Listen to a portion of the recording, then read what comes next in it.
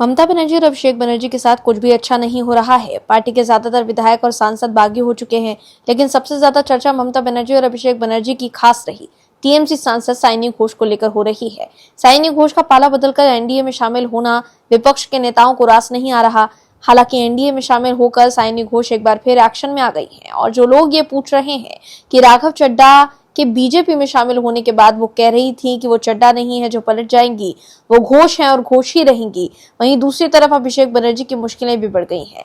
दरअसल अभिषेक के खिलाफ सीआईडी एक्शन में है। सीआईडी उनसे पूछताछ कर रही है। ये मामला राज्य में हाल ही में हुए विधानसभा चुनाव से पहले केंद्रीय गृह मंत्री अमित शाह को धमकाने और हिंसा भड़काने के आरोपों से जुड़ा है।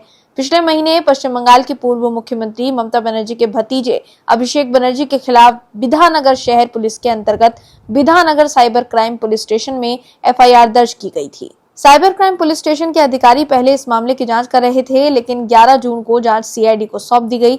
सीआईडी के अधिकारियों ने 12 जून को इस मामले में पूछताछ के लिए उन्हें नोटिस दिया और मंगलवार दोपहर तक मुख्यालय में उपस्थित रहने को कहा था। आपको बता दें कि पिछले 2 दिनों में यानी 14 से 15 जून को अभिषेक को 2 अन्य मामलों में कथित संलिप्तता के संबंध में 2 जांच एजेंसियों द्वारा लंबी पूछताछ का सामना करना पड़ा है।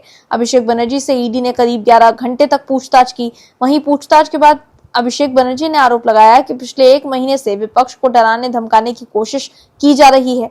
वहीं आप बताते हैं कैसे साइनी घोष के बागी रुख से विपक्ष हिल गया है। दर्शकों, काबा और मदीना पर गाना गाकर चर्चा में आई साइनी घोष के बागी रुख को लेकर विपक्ष के साथ साथ सरकार के समर्थक भी हैरान हैं। वहीं सबसे ज्यादा हैरान ममता बनर्जी, अभिषेक बनर्जी और विपक्ष के तमाम नेता हैं। अब कांग्रेस सांसद कुंवर दानिश अली ने टीएमसी के बागी सांसदों में शामिल साइनी घोष को निशाना बनाया है।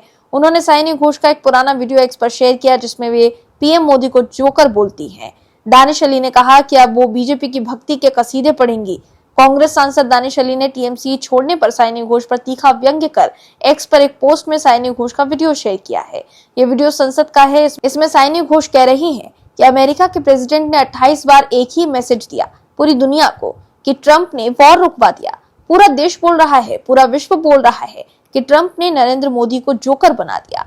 इस बारे में रक्षा मंत्री, विदेश मंत्री एक शब्द नहीं बोले। मतलब रिस्क हम लें, ऑपरेशन हम करें और खीर चाचा चौधरी खाकर चला जाए, इसी के लिए बैठे हैं हम यहाँ पर। दानिश अली ने लिखा कि एक थी साइनी घोष जो अपनी आवाज बुलंद करके संसद के अंदर माननीय प्रधानमंत्री नरेंद्र मोदी जी को जोकर बता रही थी। बंगाल के चुनाव की चोरी के बाद साइनी जी थोड़ी सहम गई और अब वो पूरी निष्ठा के साथ बीजेपी की भक्ति के कसीदे पढ़ेंगी। तो देखा आपने कैसे साइनी घोष ने विपक्ष को चौंका दिया है। वहीं ममता बनर्जी ने भवानीपुर सीट से मिली हार को हाईकोर्ट में चुनौती दी है। 16 जून को ममता बनर्जी ने कलकत्ता हाईकोर्ट में याचिका दायर की है।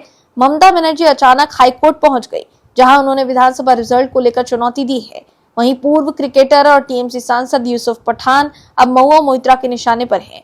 उनके बागी खेमे में जाने के बाद से महुआ मोइत्रा और जम्मू कश्मीर नेशनल कॉन्फ्रेंस के सांसद आगा सैयद रूहुल्लाह मेहदी ने सोशल मीडिया पर यूसुफ पठान को लेकर बड़ा दावा किया है।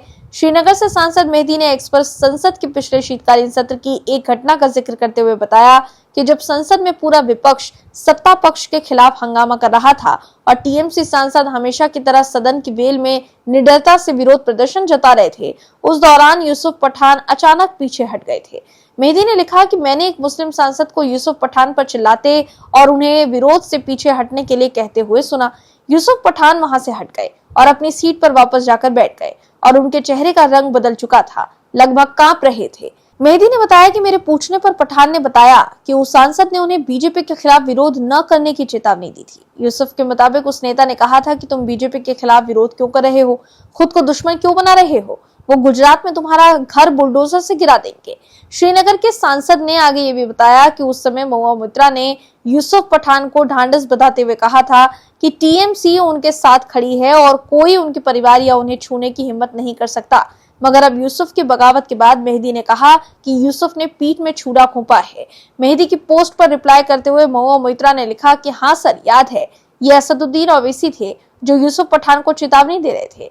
महुआ मोइत्रा ने यूसुफ पठान को गद्दार और डरपोक करार देते हुए लिखा कि कितने अफसोस की बात है कि मैं एक ऐसे गद्दार के लिए लड़ी जिसके पास न तो कोई हिम्मत है और न ही रीढ़ की हड्डी। उनके लिए कमेंट्री करना ही बेहतर था।